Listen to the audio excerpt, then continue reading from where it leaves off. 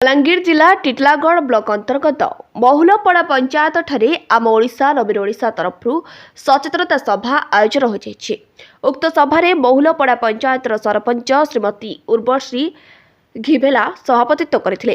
कार्यक्रम में मुख्य अतिथि भाव में टिटलागढ़ ब्लॉक अध्यक्षा नारी नेत्री संयुक्ता नायक, सम्मानित अतिथि जिला परिषद सदस्य गीता बिसी, संजय बेहरा, पूर्वतन ब्लॉक अध्यक्षा रमाकांती पुटेल, निमंत्रित अतिथि भावे बीडीओ सुशांत राणा और बहुलपड़ा पंचायत समिति सभ्य मनिका सरपंच मांद्री खरसेल मंचन होते।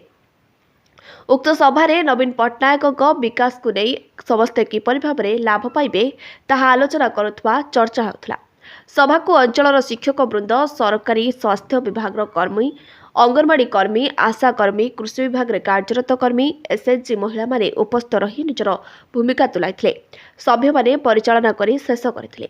उक्त सभारे खोलन सरपंच नरेश अग्रवाल, कतरकेला सरपंच रूपधर घिबेला, जगुआ सरपंच मीना साहू, कुशकेला सरपंच, सगड़घाट पंचायतर सरपंच उपस्थित रही सहयोग करथिले।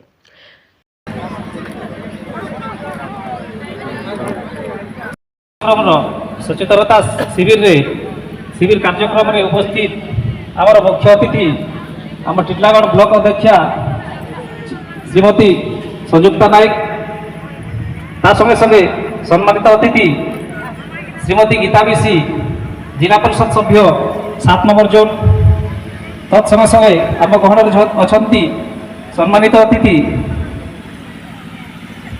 जिला परिषद सभ्य Sanjay. Titlagarh Nilambar report today fast news Odisha.